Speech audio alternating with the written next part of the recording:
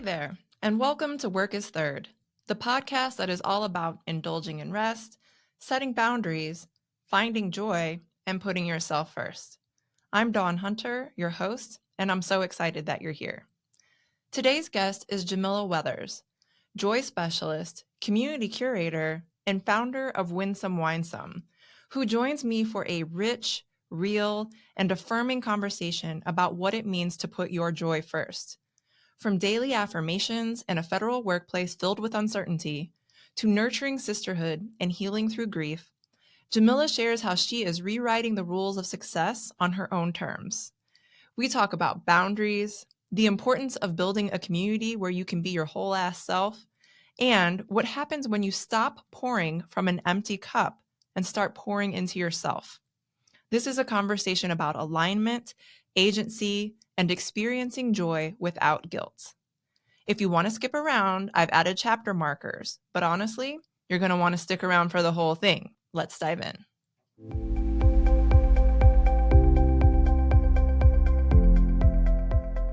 Hello, Jamila. Welcome to the show.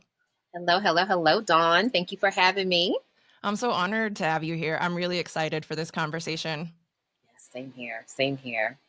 The first thing I ask every guest is to start with telling me how you're doing. You could describe it in one word. How are you doing today? I'm doing pretty damn fabulous today. I'm having a pretty good day. It's beautiful out. I went on a walk. Things are good. The weekend is here. Things are good. Okay.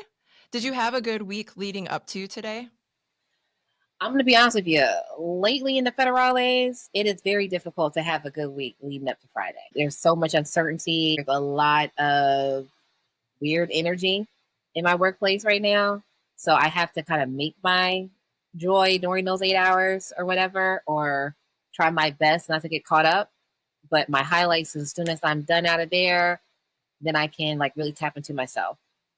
Yeah. Is it like you get to the weekend and then you feel this, a sense of relief, or Yes, really? it's a sense of relief, but it's actually a daily relief for me. It's really a daily relief. Like I'm telling you, when I'm walking into the building, I kind of do like my affirmation, like all is well type of thing. You know what I mean? Like, hey, we're in here. We're going to do what we got to do. We're not going to get caught up in the hype of whatever's going on. If something changed from yesterday, we're going to be non-resistant, because that is the mindset that I feel like so many federal workers are going into the workplace at this time, with the idea that at one time there was some agency that we had over our professional careers. And right now we do not have that. So it is really becoming non-resistant and going with the flow of things, because we absolutely have no control. So for me, knowing that 8 hours of my day, that's the mind frame I have to be in, right? When it's over, that part is over. So it's a constant relief for me every day. Is that a shift for you from prior work experiences, or is this the first time where you've really felt that kind of needing to disconnect and reclaim your agency outside of your work hours? Is this something that's relatively new because of just all that's happening at the federal level? Very, very new to this level. I've always been someone that has been able to separate the business from the personal, although it is typically meshed when you are an entrepreneur, right? But when you're working a 9 to 5, you're able to separate the two, right? Because you're going there to serve a need, serve a cause, the mission. So it wasn't necessarily as necessary before, but now I've had to create the boundaries. I've had to create the cutoff, the unplugging, like the setting the intentions for myself. So I'm very big about intentionality, being intentional with your time, setting your intentions for the day. And that's what I've been doing, but I have had to do it more so now because of all the other uncertainty, all of the less control that I have on something that is tied to my livelihood, my sustainability, right? Right. So it has become it's more heightened now than it's ever been. I am also a big fan of intentionality. Mm-hmm. And I love that you said intentionality about your day, but also just in general about your perspective, Mm-hmm. because I don't think people often think today I am going to be intentional, or I'm going to take this intentional approach and really define their mood, their attitude, their actions. Mhm. And what does that look like for you? So you said you do an affirmation when you're headed into work, you're being intentional. In practice, what is that intentionality looking like? For me, it always starts. It really starts the evening before the next day. So it's kind of like a constant rotation. So in the evenings, I begin to unplug, settle down, ease into rest. Because I don't know how many people out there listening are perimenopause, but I have to have a sleep routine to get into that. Okay. Yes. So it's that piece. It is when I'm resting and getting ready for rest, where I'm setting the intentions for the day. I'm showing gratitude for what's taking place for the day, right? And also realizing that things that may have been hiccups in the day did not designate the day as being a negative. So really separating the two. So I reflect on the day. I practice gratitude. I meditate, and then I go into sleep. Before I get up out of the bed, it's the same thing. Alarm goes off. What am I feeling? Claiming what I want over the day. What are the intentions? What did I say that I wanted to do? And they're not. It's not a to-do list like, ooh, make sure I do laundry. It's not that. My intentions are separate of me being in service. They are my intentions. So I reflect Yes. back on that because oftentimes we set an intention that is in service to someone else. We're setting an intention that is going to benefit someone else, and those are necessary, but those are to me more tasks. My intentions are specifically for me. Ooh, yeah. I was thinking as you were speaking about the distinction between intentions and goals. You Mm-hmm. know, I have a to-do list. I live and die by my post-it notes. And Mm-hmm. Mm-hmm. it's so important for me to say, yes, today I might, yeah, okay, Mm-hmm. yes. Mm-hmm. All different colors. Wait, I got this new giant. Oh wow. Okay, yes. Yes, you got me there. You got me there. I don't have nothing else to show. Yes. Uh-huh. But it's an important distinction because what I want to get done for the day or those outcomes is not how I want to feel about the day Right. and Right. what I want to feel at the Right. close of my day. There's definitely a difference between intentionality and having your action items and things like that. But it's also the intentions are going to hold you accountable to exactly what it is that you say that you're wanting. Right. So it's like you're not going to be setting these intentions on something that you really don't want. I already know the dental appointments are coming. I already know work is coming on Monday. That's not an intention for me. You know what Yeah. I mean? That's the to-do list. But my intentions are filled of joyous things for me. Yes. That's how I look at intentions. These are for me first, not for anyone else. I will make time for that. I always have, but I have not always made time for myself, my intentions, and again, not tying those intentions to being in service. I am the same. It's taken me time to get to a point where I say I'm putting myself first and what is it that I need in this moment? Mhm. And that is my priority. And that allows me to actually show up better for everyone else in my life. Absolutely. Yeah. Absolutely. When we don't, we begin to hold on to this resentment that we don't understand where it's brewing from. A lot of times, and when I do my workshop, I have an intentional joy workshop that I do annually. And one of the main things that we speak about is the release. So there's a release, there's a reaffirm, and then there's this replenish phases that you go through. And the release is releasing yourself from all the things you believe is a barrier between you and your joy. So who are you resenting? Who is it that you think is taking your joy away from you? And as you begin to to dispel what you are been telling yourself to be true, you then begin to notice like, dang, like it's really me. It's I really was going to me. ask you that. I was like, is the answer I'm the one Yes, taking my own yes, joy? yes. You're the one that is not being intentional about it because you feel like you got to do this one thing, or you got to say yes to this thing, and you don't allow yourself to say, you know what, no, let me release all of that I have programmed myself to believe, what I've been conditioned to believe by societal norms, by familial norms. Like, let me release all that. And what does it look like for me? What does joy look like for me? So I want to understand how you arrived at being the joy specialist Mm-hmm. because you say Like you said something really important, which I like to explore on this show, which is what were the lessons that we learned about rest or about joy or about self-care or boundaries growing up? How do they look or manifest in our lives? And then how has that evolved for us? So when I would love to think that a little version of you was a joy specialist as well. I was. One of the things that brought me around to taking on the role as a joy specialist is because before I started my community, Once and Wine Some, I was a business consultant, a business coach, and I was working primarily with women. And I was noticing that it wasn't that they had a loss of business acumen. It wasn't that they didn't understand. They didn't have a great idea, plan, none of that. It was the fact that they had such a void of joy, a void of sisterhood, a void of community. They have become so attached to being in service, attached to showing up for everyone else, attached to the feeling, the exchange that they thought they were getting from being the go-to person and all those things, but they were not happy and they had no joy. They lacked the joy.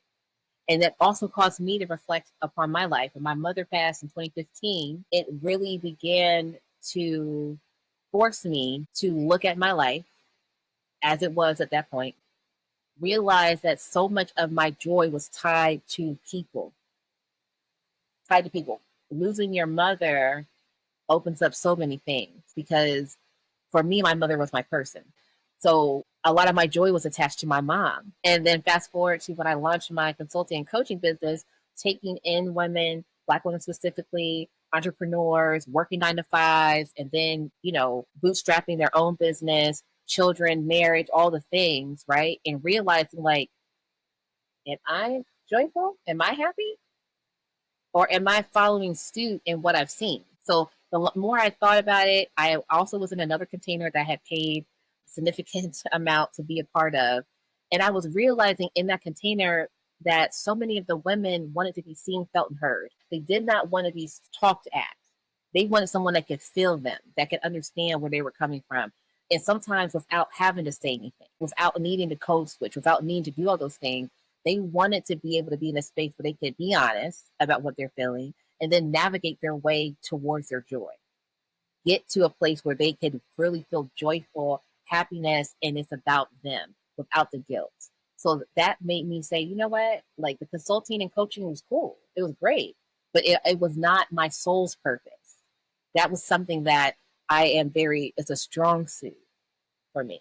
It wasn't like my zone of genius was not to do that. It was to come in and build a community and sisterhood so that women could come in, leave their capes, lay them on the ground, leave them titles, and show up as your whole ass self.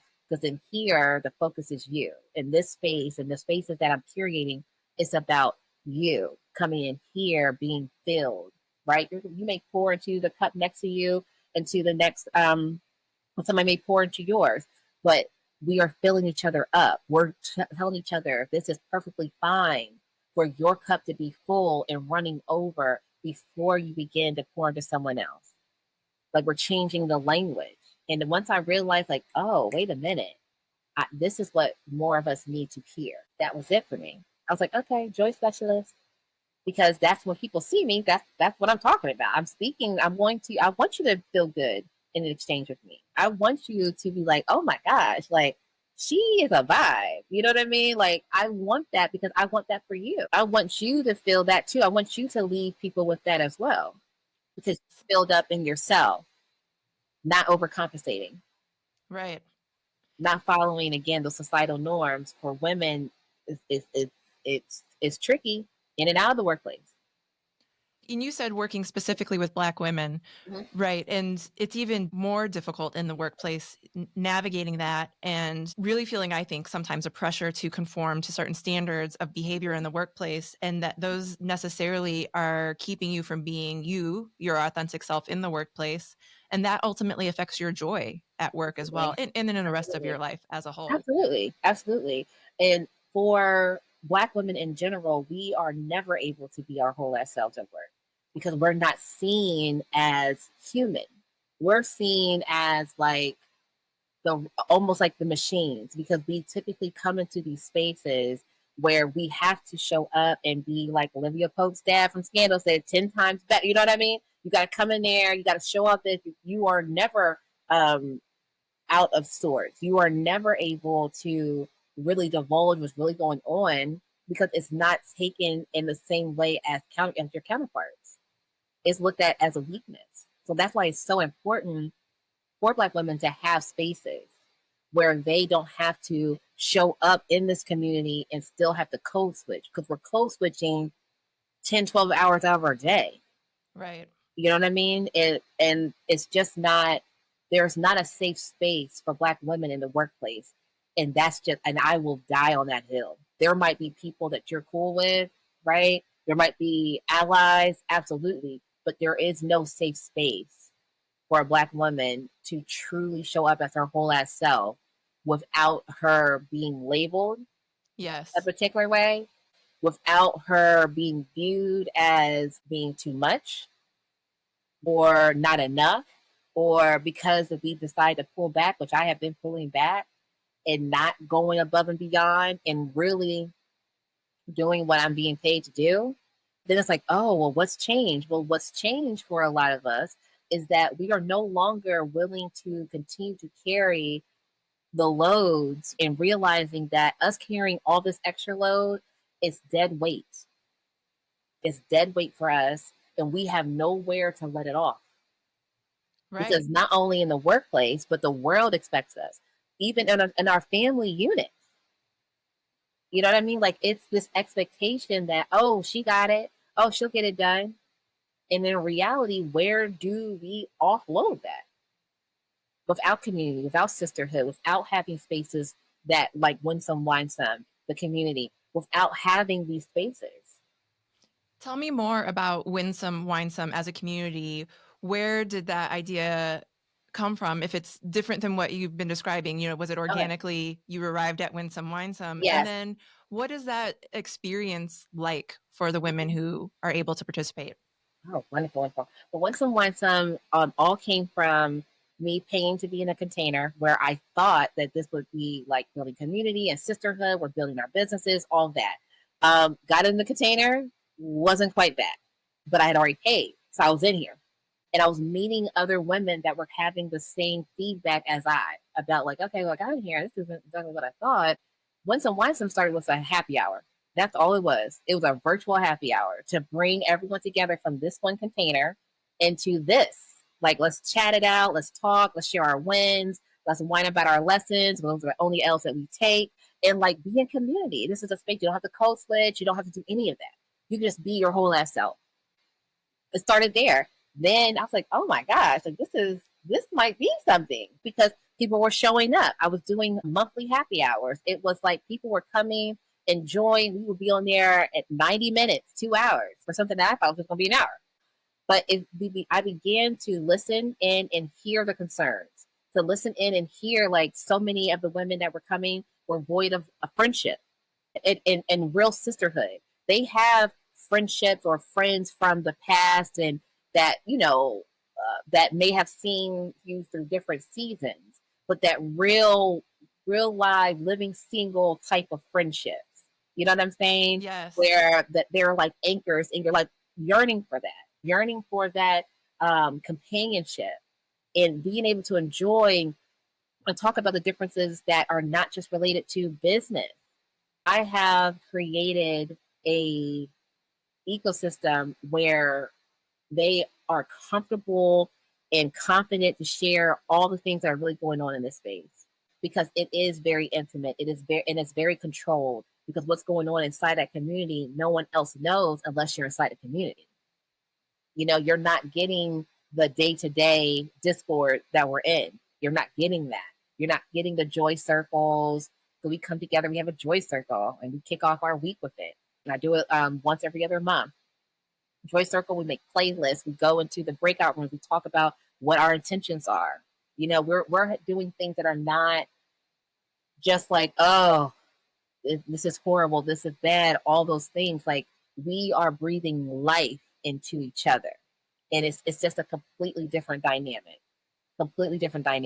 This was one of the best things that I have done. I started my Patreon membership last year for Win Some Wine Some. And there's two elements. I have the Joy Sanctuary that's focused on Black women professionals to come in and really focus on your joy. Even have a little roadmap. Two, is Girls Stop Giving a Fuck, I right? love that. Because that's also like something that I have been teaching myself over the last couple of years. Some stuff I just can't give a about it. I just cannot care anymore because it's not benefiting me any. So we come in the Joy Sanctuary, and it's really about that building that sisterhood that bonds together. We build bonds minus the BS. I do virtual gatherings. I do in-person gatherings here in Baltimore, DC, and Virginia. Then the other pillar is called A Good Morning. And this is all for the mother's daughter. It's called That's the Story of Love. And in that space, I focused on the Black mother's daughter that had a wonderful relationship with their mom, loved their mother. Their mother's no longer here. And now they're trying to redefine what joy looks like without their mom. This is a group that isn't about being sympathetic yet empathetic, because the women in this space, they have loss. So they understand the loss of their mother. It's different when people are sympathetic to something and have never experienced it. And when Black women grieve and mourn, it looks different because we also are not afforded opportunities to grieve and mourn as others. We are typically stepping into our mom's shoes. We are typically comforting others. And then in our quiet moments, as few as they may come, allowing ourselves a break without being held in a space with other women that get it. So that was something like my love story to my mom, because that's the story of love. That's when I think about love. That is that first person for me is my mom, you know? Yeah. So that pillar of the membership has been really healing for me. And that's what I'm hoping that it does for the other women that join.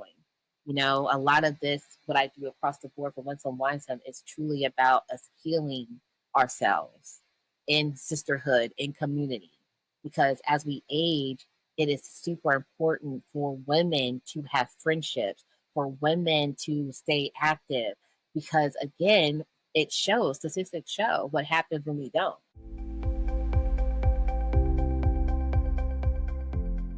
I feel like that has been my journey, in particular the last few years, is recognizing that I want to have deeper connections and friendships, and that having that sisterhood is really something that I think would help to feel more solid, maybe. Yes. Right? It's a And foundational element for sure. yeah. And I think that's actually how we originally connected, because I was looking for community, Yes. and I had gone on a retreat with 𝐬𝐻 Noir. Okay. I had gone on a bookish retreat called Well Read, Well Traveled, and we went to Paris. And it was amazing to be in this group of Black women who all love books and are nerdy about it, and in this amazing city. Okay, right? Yes. Mm-hmm. And I wanted more of that. And I also wanted to be able to offer that to people, offer that to Black women, and offer that space to connect and not have any pressure. And I had a hard time before 𝐬𝐻 Noir, finding retreat groups or organizations that I felt that people who were going looked like me. Right. And so in my interest in trying to also build retreats, I went to Retreat Like a Boss, which is where we got to meet. Yes. Yeah. So what was it that led you to be at the Retreat Like a Boss weekend? For me, I was definitely interested in like launching a retreat. I was really coming off of year 2 of Win Some Wine Some and that community and building, and I wanted to provide a different offer for them. I wanted to provide something like, we are enjoying all this virtual space and getting together in person, but what if we had something that was, again, another segue off of this, but in person, and getting to experience that energy exchange. And I wanted to learn how to do that. Sometimes it's like, oh, well, yeah, get a hotel or get an Airbnb. Yeah, but there's other things that go into creating such an experience, a valuable experience, a transformative experience.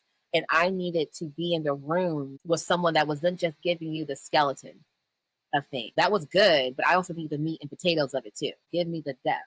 And I wanted to be in a space where, again, Black women showing up, showing out, right? Coming together and sharing what might be their barrier to being able to move forward in their retreat business, what they had to get over in order to launch one and it be successful to their standards. Also, me hearing those things and knowing I'm just going to be in this container for 3 days, that was intentional for me. That was another intention for me to go, leave my family, go and just do something that is about me and what I am looking to do and further for myself. Not to say that they're not going to benefit from it. Intention, the beginning intention is all about me. Being there, taking it all in, being poured into in the way that we can just flow and meeting other women that were speaking my language. Yes. So, yeah. Yeah. And I read something recently that it said something along the lines of when you take a step, then you're sending the universe a message that you're ready. Yes. Yes. And I think in some ways that weekend was it. So Absolutely. even though I have not yet led a retreat, it is still something that I aspire to do, but I learned so much that I am able to work up to that point where, I have a retreat. And I think you might be in a similar boat because part of what we learned is about the importance of building a community and reaching the people who we really want to help guide on their journeys and to build connections with. Right. Yeah. Where are you at with your retreat journey? Your retreat planning journey? Well, last year when I came back from Retreat Like a Boss, I had set up this whole girlfriend getaway where you're reconnecting or meeting new girlfriends to be able just to hang out, have a good weekend to get away. But what I learned was that I needed to nurture my audience. I needed to really stand behind that this is what I am going to be offering and to ensure that they understood the benefit to them to now leave behind the screen or to take it further than break bread, build bonds dinner that I do, or a soulful soiree where we're all hanging out at someone's business or whatever. Let's take it a step further, and now let's do this. Let's really travel, see the world, be together, bond. I needed to really express why that is necessary for us. And I had not done that. So last year, I had just been taking my time to nurture my audience, to be very clear as to what it is that Winsome Winsome is providing, what it is I want them to receive, what I need to provide for them to see themselves in this space. And that's what I was starting to do. That's what I've been doing since it did not move in the way that I thought it was. Now I feel more confident knowing okay, my audience is nurtured now. They know these are the things that I'm planning to do. And what you made me think too is this idea of you're not just nurturing, it's like you are bringing people, women along on the journey with you. Yes, yes, yes. And for them to see the transformation for themselves, for them to understand it's okay for me to take time for myself to do this. Because again, why not? If I can plan a family vacation, why can't I plan a retreat for myself? Why can't I? And it's taking a step further, not even going on a retreat, going for a staycation overnight by yourself. You know what I mean? And without feeling guilty, without feeling oh, this is not something I should be doing. Releasing yourself from the guilt. So that's been a lot of my conversations since last year, moving forward, speaking to the point. I know you may feel guilty about this, right? I know it's hard, you're trying to choose. What if you don't have to choose? You know what I mean? Speaking in the things that we are having a dialogue about right now, when you are speaking to your good girlfriends, what are those things that y'all are talking about? That's what I had to start focusing my conversation on. And also sharing who I am and why it matters to me. Not just to provide, but to participate, to be a part of this too, because it's good for my soul. It's good for me. Yeah. Well, I think having a community of women who can reinforce and affirm what it is that you are trying to do and the way that you're trying to shift how you feel. Right. I mean, for me, I've been working on this, not feeling guilty about putting myself first. It's an ongoing process. But imagine having some powerful friends behind you who are also telling you, yes, you don't have to feel guilty and this is good for you and we support you. Absolutely. And you should support yourself. Yes. And that's what we have in community. Like in community, in sisterhood, and then your tribe, you have that because you've developed this level of honesty. You can be vulnerable, you can be transparent. That's another reason why community and having the Once on One community is so big for me. We need to have more spaces where we can honestly be. Yes. And honestly be and honestly receive other people for literally who they are, for the woman they are, not the car they drive, not the title of that job, not the house that they live in, the condo, apartment, whatever. Get away from those things and really build like those foundational elements. Yeah. You remind me, I recently had the experience of participating in Ladies Rock Camp St. Pete. I don't know if you've heard of Ladies Rock Camp or Girls Rock Camp. Girls Rock Camp is a program for young ladies who participate in this experience where they learn an instrument, they form a band, they learn how to write an original song, and then they perform it at the end of the camp. And throughout all of this, they're also dealing with all of these issues related to confidence and self-esteem, relationship building, supporting each other. Well, Ladies Rock Camp locally was established to help fundraise to support girls to participate in the camp. But we go through the same experience as the girls. So we come in, we haven't met anyone else yet. We get assigned an instrument, we get coaches, we learn the instrument, we write a song, form a band, and then we performed at the end of this weekend. And the reason I shared it is because one, there was this amazing community of women and gender expansive folks who we might not have otherwise met. And we all had this interest in just rocking out and having fun. But the other piece of it was there was this real intentionality around not introducing each other by our titles or our jobs. Yes. When we met, I think I went the whole weekend without knowing what anyone's real job was. Really did. Right. Right. And how cool is that though? How cool is that? Yeah. Because then you're not like holding all your conversations like, oh, so what do you do at work? What do you do for that? Because this isn't about that. It's not. And what does a job title really mean to the person? Who they are as a person? Well, and we lead with that too. I think it creates power dynamics that then we have to navigate. Absolutely. And we might feel pressured to change our behavior based on what we have learned or know about someone. Right. And not leading with that is a way to allow us to connect easier. It feels more natural, and it feels like it's not a power struggle. Right. It feels organic. It feels like, okay, yes, like this is something where we're having a real dialogue. Right. I even just went on my son went on a bus trip to New York for his chorus, and I was a chaperone. And the chaperones on there, like we don't even know what each other do. We know that our kids are on the strip, but we had such a great dialogue. Me and the other women there, it was just great. It was great. We didn't care about anything. It was just, and it makes it to me more worthwhile. To me, it stops it being transactional and it becomes relational. I am very big on.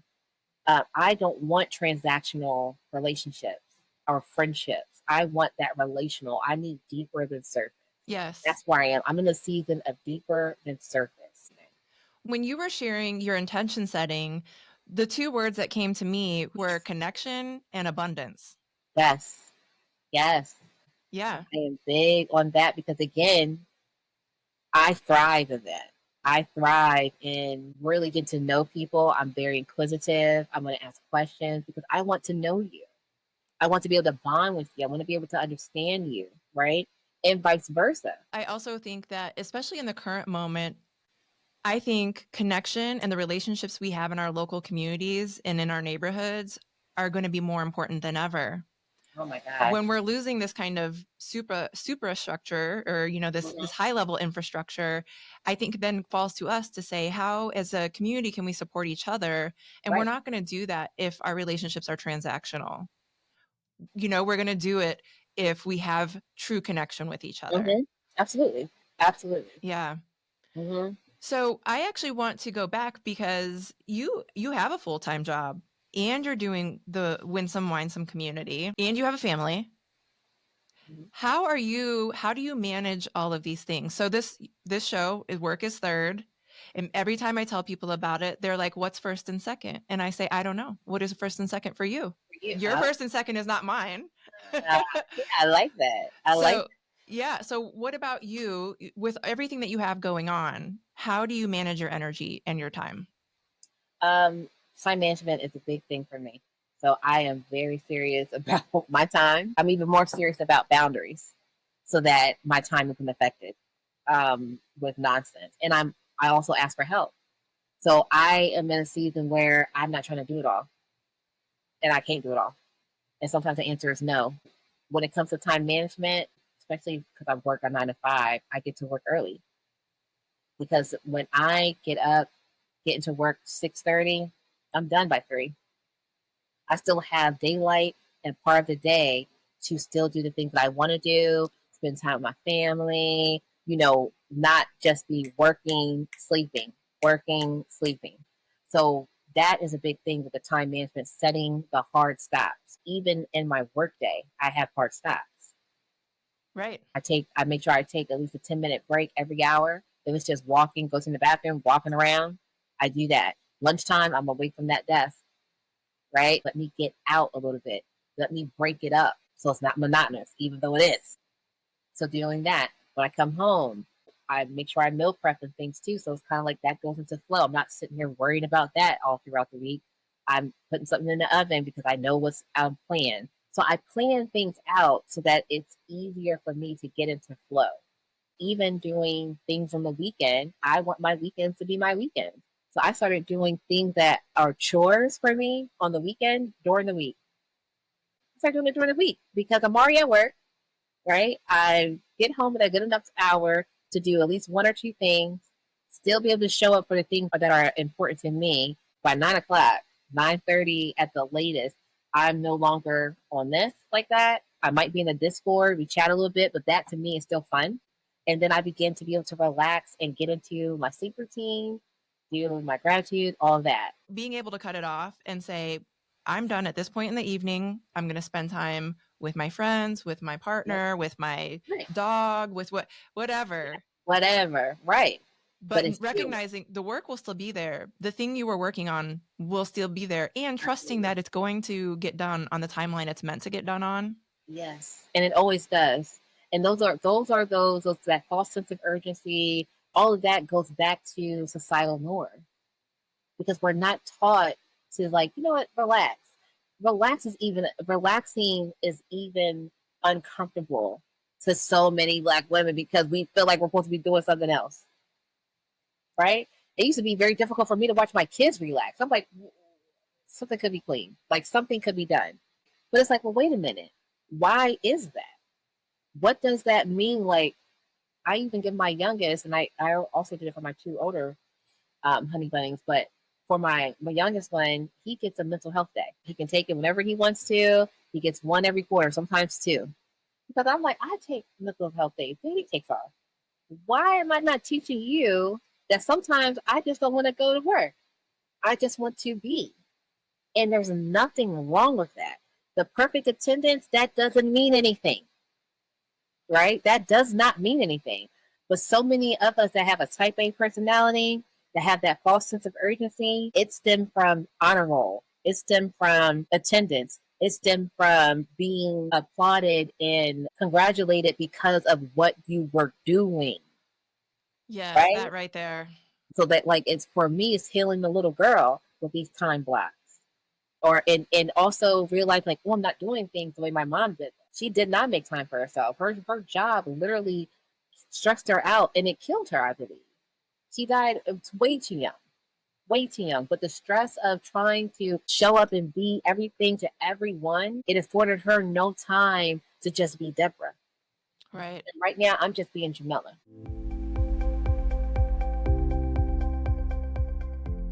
I think you raise an important point, especially for Black women, that the burden of chronic stress on our long-term health outcomes and our well-being, it can just be so detrimental. And like you said, result in premature Yes, premature and, death. and other ailments. Mm-hmm. other things that may not kill you, but may now put a damper on your livelihood and how you do things. You Right. know, like Your quality of life. our quality of life and Yeah. our health is our as one of the our health and time. Time is one of the most important forms of currency. It's really the only form of currency that matters, right? Because everything revolves, it evolves back to time. What you're doing with it, how you make use of it. When it's gone, it's gone. When people are gone, you refer back to the memories, the time spent. Everything that we do is about time. It is. And, for me, that is being intentional, as you were saying, about how do I want to spend my time? What will I get out of this? And we talked about guilt very briefly, but I also say, what am I feeling? Am I feeling guilty? Am I feeling some other emotion that makes me Right. not want to spend my time in the way that will be best for me? Let me Right. identify that Mm-hmm. and then make a shift. Be intentional about saying, I feel this way, and I'm going to make this choice to do the thing that feels Right. most aligned with me right now. Absolutely. Absolutely. And like when we start to peel back the layers as to why there's a guilty feeling, not valuing yourself in the same way that you value other people. Like what is the difference? When we start to peel back the layers, then we really get to see the picture. But it's hard for us sometimes to peel back the layers and to go deep. And a lot of it stems from the mothers in our life, mother figures, grandmothers, aunts, whatever that we saw doing the things, I right? would I would say just doing all the Yes, time. yes, always doing this, doing that, doing this, doing that. It's like, well, when do you rest? When do you sleep? When do you just hang out and do something? And then also figuring out, like, is that what my life has turned into? Is that what it is? Because that's a pattern. Pulling back the layers uncovers patterns. It uncovers falsehoods that we have taught, that we have taken as truth. Or it's peeling back the layers like, oh, my mom was not taking care of herself. She did not have boundaries in place. She didn't have time management. She was able to use time management to get all the things done, but she didn't have boundaries in place to separate and to disconnect from work. That's why I do not work in a position that requires me to have a phone, a work phone. Won't happen. I love that idea of that's a firm boundary. That's a new one for me. I was just thinking like, oh, I don't know if I've heard somebody say that before, but wow. Yeah, for me, absolutely not. Yeah. Absolutely not. Because that means you think that this job is going to be able to be um, to access me, especially now that they don't want us working from home.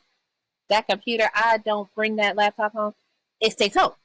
I mean, it stays at work. What do I need it here for? Right. You'll I just don't feel need it. tempted to do work. You don't need it. Yeah, or to look or check and see what emails came out from Right. this or that. I'm not doing that. Again, like me, even now with the news cycles, I have learned to pull myself back from that.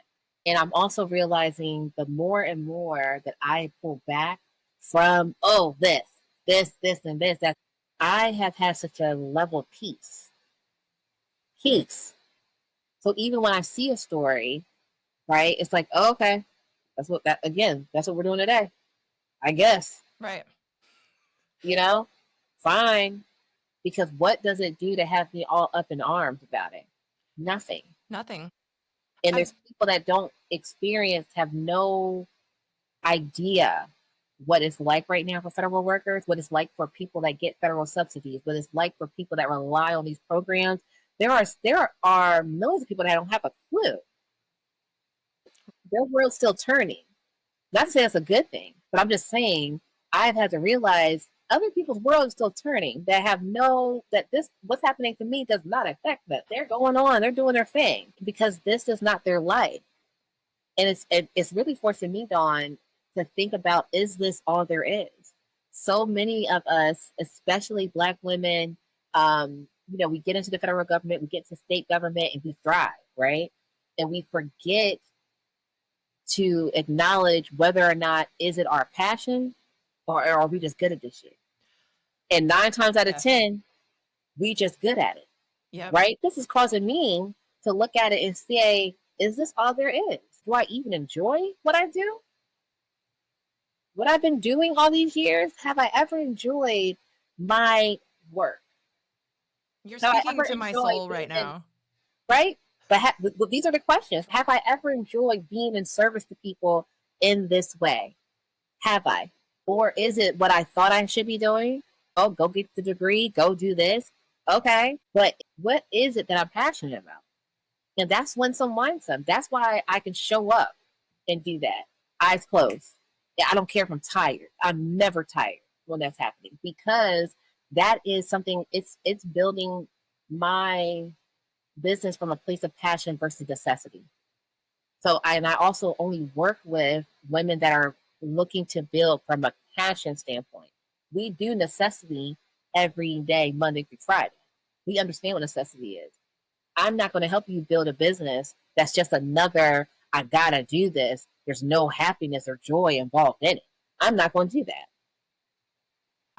How I arrived at being an entrepreneur myself is having that conversation with myself that was, I am doing this work and I'm very good at it, but do I enjoy it? That part. And really getting to the point where I say, I don't have to, I've been falling into positions because I'm so good naturally at it and I don't think about it. And I haven't stopped to think about, is this the thing that is aligned with my purpose on this earth? There you go. And that's what I'm trying to do more of now. So I love that that's how you described it, because I think that is the situation for so many of us, and for Black women in particular. Yes, it is. Yeah. I've just been like, my way of resistance to this is for this government to decide what they're going to do. Let me not be dismissive, right, of the fact that the federal government, the position I have, great. I make great money, great benefits. So I'm not going to be like, oh, I don't need it. That's not true. But what I have to do now is also figure out, yes, I need this, but now I'm realizing I need something more too. I still need something more that fills me up. That if I'm in service to people, I am passionate about that. What you make me think too is this idea of being in service. And I think for some people, the struggle is doing work that you love, but not in the way that you love. Because yeah, I think that some folks might end up where they might say to themselves, well, I am doing work where I feel like I have purpose. That could be absolutely true. But are you in an environment that allows you to be your best self? Do you work for people who support you? Do you feel like you can set boundaries around your time and your energy? Yeah. You know, if the answer to those things is no, then there is misalignment there. Right. Absolutely. Yeah. And again, calling that out and being comfortable calling that out. Yes. You know? And I tell people all the time, like, I block off things on my calendar for work, hard stop. Like, I'm not playing about that, you know, because I feel like that's the least I can do for myself to protect my peace and my energy in this uncertain environment right now. I can do that tomorrow because there's nothing that's going to happen detrimental between today and tomorrow. I love that. Yeah. That's the reality, right? For most of us, if we're not working in jobs where life depends on our decisions. Yes. Yes. It can wait. That part. And it will be just fine. Yep. It will be just fine. But you might not be if you put another thing on your plate, you add another thing to your agenda. You might not be. Yes, absolutely. So we've had a really amazing conversation. And I was, I'm looking to the side because I was taking notes just about your sleep routine, your morning routine, time management, boundaries, delegating, giving your child a mental health day. These are all such great tips for listeners. And so I appreciate the perspective that you shared there. The one last thing I want to ask you is, you've mentioned affirmations during this conversation. Is there a go-to affirmation that you would share with listeners? Oh, yes. One for me is that there is no competition on the spiritual plane. Everything that is meant for me to do here was meant for me. That's what Source put into me. So that helps me when I have that doubt. Nothing in this realm is in competition with you at all. There is only one you. That's it. And you are a gift, right? That's right. And don't forget it. Don't Yes. forget it. Don't forget it. But in that comparison, we begin to forget our own gifts and we start to look at someone else's.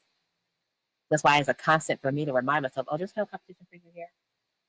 And that's not arrogance. That's just the confidence that if you believe that you are here for more than just to live a life, that there's a soul inside of you and a purpose inside of you. You have to know there's nothing that was put into you that's put into someone else to do. That is a great affirmation for us to close with. And I'm really grateful because this conversation brought me a lot of joy Thank you. today. Thank Yes. you. I enjoyed this so much. I really did. Yeah, and getting to reconnect with you. This is really just it fills me up. And so I'm glad that you were here today. Thank you so much. Thank you for having me. I would love to come back. Oh, I would love to have you back. Yes, I would love to. Yes. All right. Well, thanks so much for being here, and we'll talk again soon. All right. See you. Thank you for listening to Work is Third, where we believe your joy, rest, and your well-being, in a nutshell, you, come first. If you love today's conversation, I'd be so grateful if you'd leave a review, share it with a friend, or hit subscribe so you don't miss out on what's coming next. You can follow Work is Third to learn more about building better boundaries, reclaiming your time, and leading with heart.